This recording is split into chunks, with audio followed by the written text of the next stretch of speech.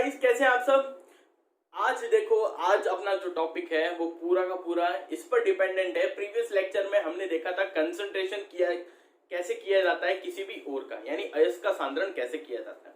हमने क्या किया था, जो अयस्क था अपना उसकी साफ सफाई की थी, जो ओर था उसको क्लीन अप किया था, यानी उसकी ड्रेसिंग की थी। आज हम बात करेंगे जो ओर है उससे मेटल ऑक्साइड कैसे ऑब्टेन किया जाए, यानी धातु का ऑक्साइड कैसे ऑब्टेन किया जाए। तो आज जो टॉपिक है वो है conversion of concentrated ore into metal oxide, यानी धातु का ऑक्साइड सांद्रित अयस्क से कैसे प्राप्त किया जाता है, वही हम देखेंगे। तो देखो, यहां पर दो टाइप के मेथड्स हैं जो आपको पढ़ने हैं। पहला है कैल्सिनेशन, जिसे हम बोलते हैं हिंदी में निस्तापन, ठीक है। दूसरा है रोस्टिंग। क्या है? रोस्टिंग यानी ब्रजन, बोल दो जो भी है XYZ।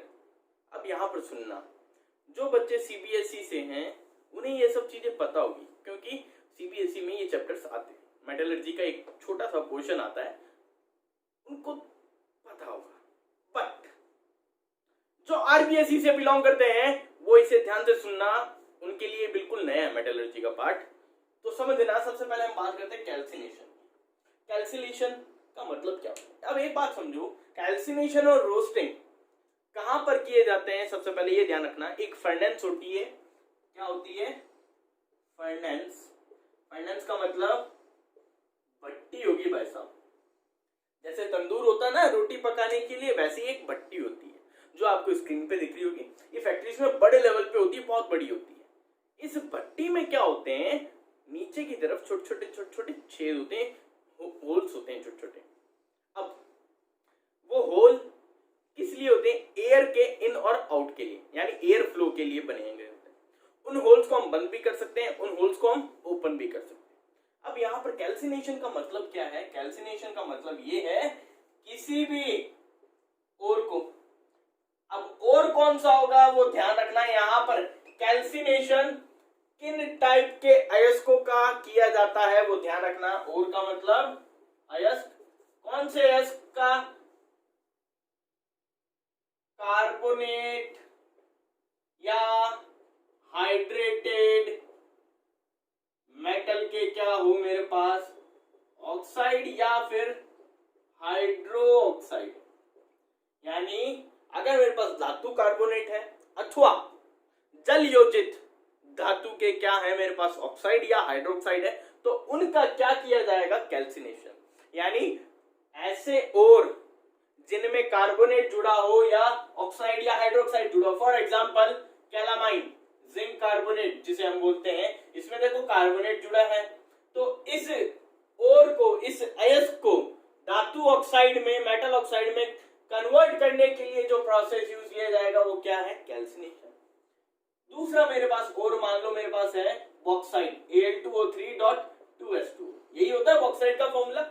यहां पर देखो ये क्या है? हाइड्रेटेड का मतलब जल योजित क्या हो मेरे पास, यहां पर ऑक्साइड या हाइड्रोक्साइड हो, तो उनका भी क्या किया जाएगा मेरे पास? कैल्सिनेशन किया जाएगा।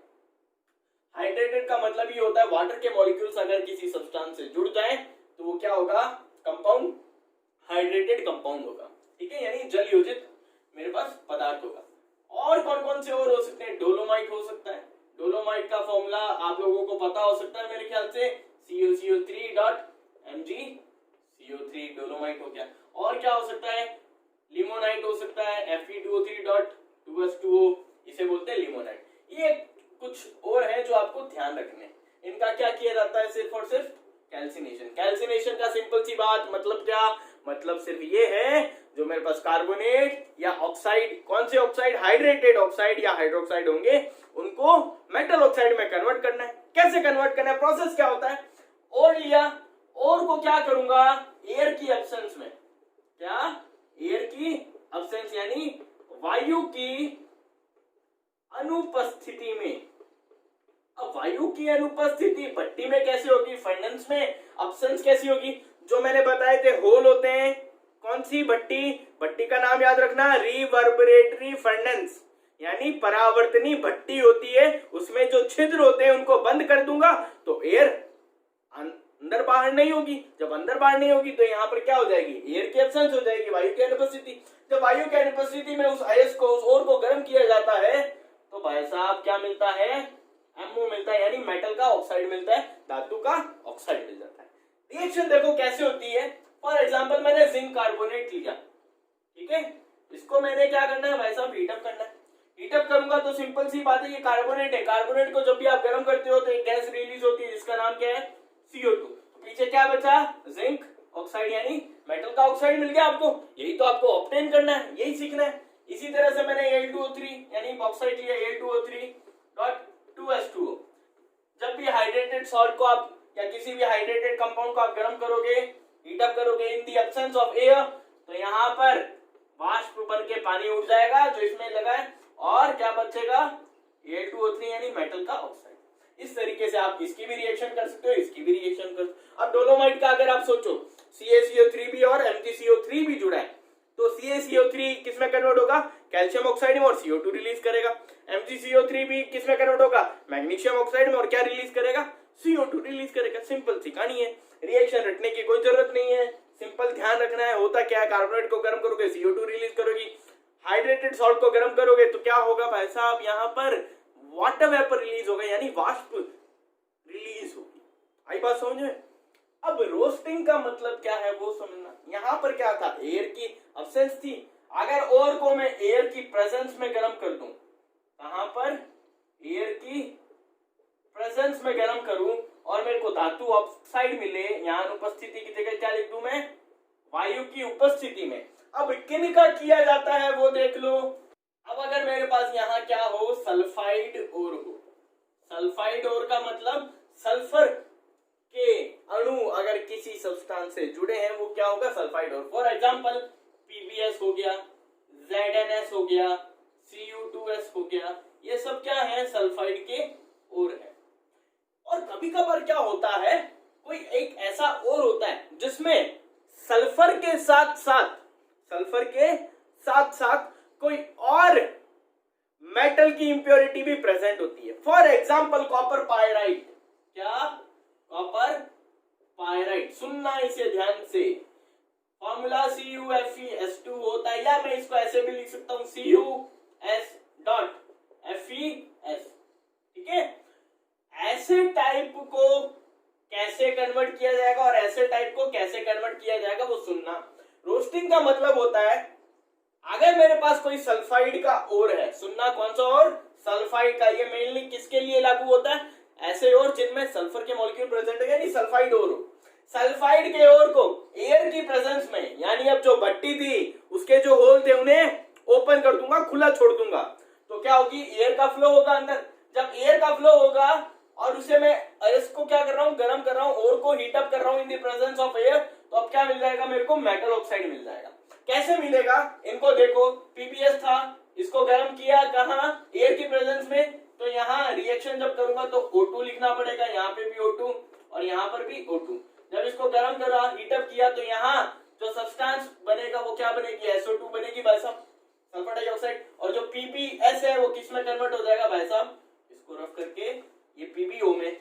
इस तरह से यहाँ जिंक ऑक्साइड प्लस SO2, इस तरह से यहाँ Cu2O प्लस SO2। ये क्या हुआ? यहाँ पर SO2 रिलीज हो रही है। यहाँ पर जो प्रोडक्ट बनता है रोस्टिंग में वो क्या होती है? सल्फर डाइऑक्साइड रिलीज होती है। यहाँ पर गैस कौन सी रिलीज होती है? CO2 रिलीज होती है। ध्यान रखना, ये 2-3 छोटी छोटी बातें हैं जो आपको ध्यान रखनी है, एक एक नंबर के क्वेश्चन में पूछ लेती है, ठीक है।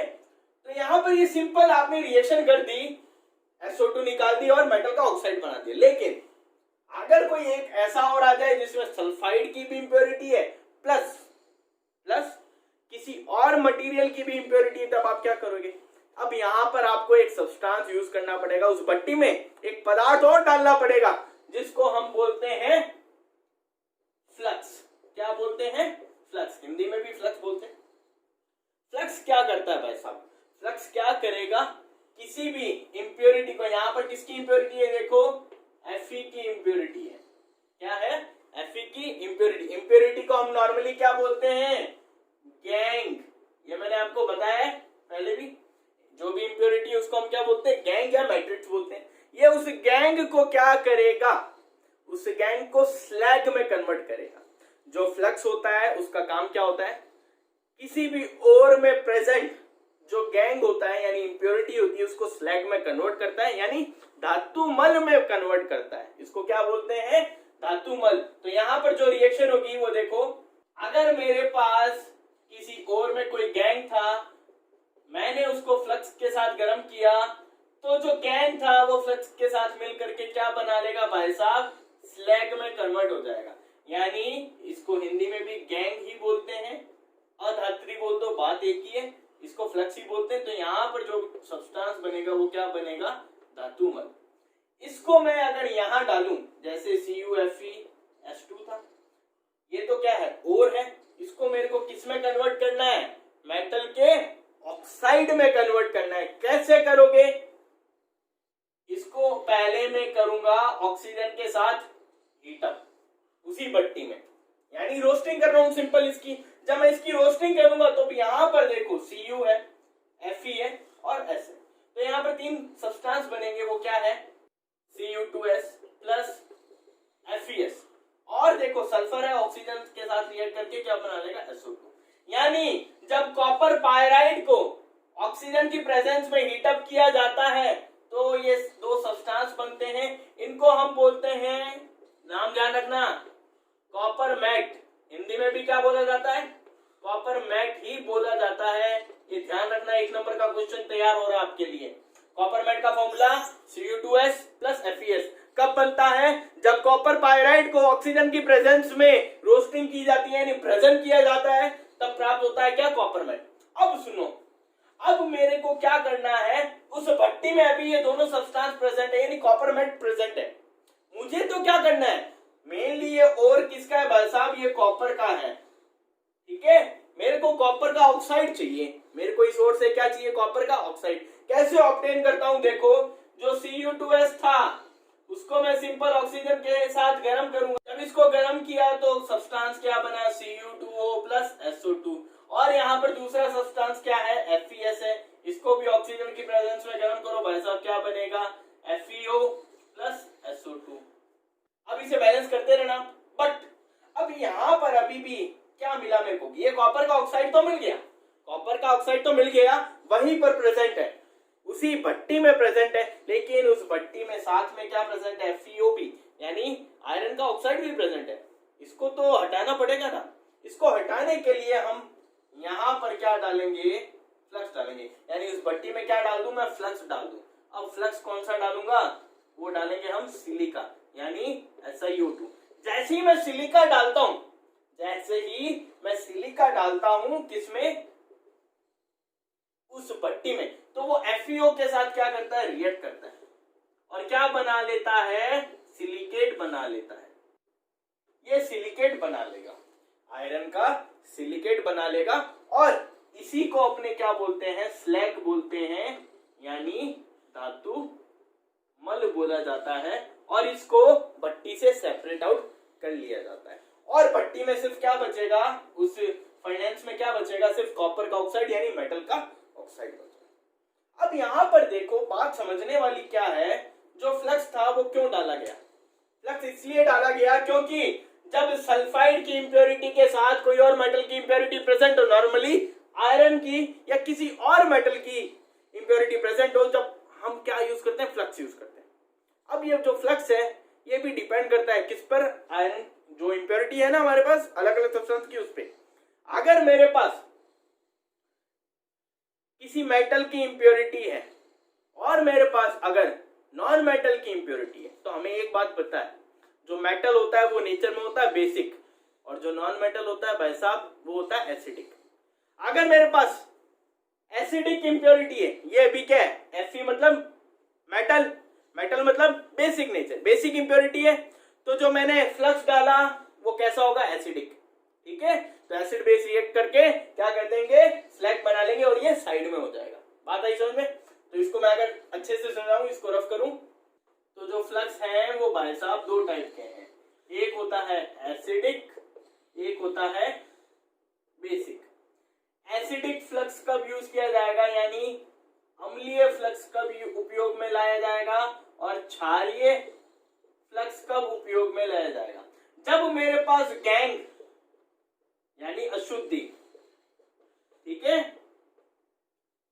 क्या हो, बेसिक हो यानी क्षारीय हो, या मेरे पास गैंग कैसा हो, एसिडिक हो यानी अम्लीय हो। अगर मेरे पास क्षारीय शुद्धि है तो उसमें मैं क्या डालूंगा, एसिडिक फ्लक्स डालूंगा। बात आई समझ में। और अगर मेरे पास एसिडिक गैंग है, एसिडिक अशुद्धि है, तो उसमें मैं क्या डाल दूंगा भाई साहब, बेसिक फ्लक्स डाल दूंगा। अब ये अशुद्धि बेसिक और एसिडिक कब होगी, सिंपल सी बात है। बेसिक कौन होता है, मेटल यानी धातु, और एसिडिक कौन होता है भाई साहब, अधातु यानी नॉन मेटल। इतनी सी बात आपको पता होनी चाहिए, ध्यान रख लोगे। अब आपको जो एग्जांपल्स याद रखने हैं वो है एसिडिक फ्लक्स के, ठीक है, यही लिख देता हूं। एसिडिक फ्लक्स के एग्जांपल क्या क्या है, बेसिक फ्लक्स के एग्जांपल क्या क्या है, बेसिक गैंग के और एसिडिक गैंग के एग्जांपल क्या क्या है वो लिख लो। देखो एसिडिक फ्लक्स की बात करूं, कौन होगा एसिडिक फ्लक्स, तुम लोग खुद ही बताओ कौन हो सकता है। नेचर हमारे पास दो ही है, मेटल और नॉन मेटल। मेटल कैसा होता है, बेसिक होता है, और नॉन मेटल कैसा होता है, एसिडिक होता है। यानी जितने भी नॉन मेटल है वो एसिडिक फ्लक्स की तरह काम कर सकते हैं या एसिडिक गैंग की तरह काम कर सकते हैं, उनके एग्जांपल लिख दो। SiO2 हो गया, P4O10 हो गया, ये क्या करेंगे, एसिडिक फ्लक्स की तरह कार्य कर सकते हैं। या फिर मैं बोल सकता हूं ये और ये दोनों क्या हो सकते हैं, सिमिलर भी हो सकते हैं, ठीक है, इसमें कोई वो दोहराई नहीं मिली। लेकिन बेसिक की बात करूं, बेसिक कौन हो सकता है, कैल्शियम ऑक्साइड हो गया, मैग्नीशियम ऑक्साइड हो गया, मैग्नीज ऑक्साइड हो गया, ये जो सारे हैं वो बेसिक फ्लक्स या बेसिक गैंग की तरह कार्य कर सकते हैं, ठीक है। बस इतने से एग्जांपल ध्यान रखने आपको, आपका काम हो गया। कहानी क्या हुई आज के लेक्चर में, जो हमने पढ़ा, क्या पढ़ा हमने, कैल्सिनेशन और रोस्टिंग पढ़ा। इसमें आप लोगों को डिफरेंस भी पूछ लिया जाता है, अंतर भी। कैसे बताओगे, कैल्सिनेशन का मतलब किसी भी ओर को मेटल ऑक्साइड में कन्वर्ट करने के लिए एयर की एब्सेंस में गर्म करना कैल्सिनेशन, एयर की प्रेजेंस में कन्वर्ट करना मतलब रोस्टिंग।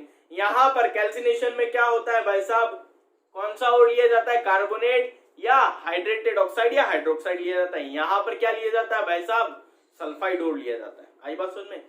दोनों में ही कौन सी भट्टियां यूज की जाती है, परावर्तनी यानी रिवर्बरेटरी फर्नेस यूज की जाती है।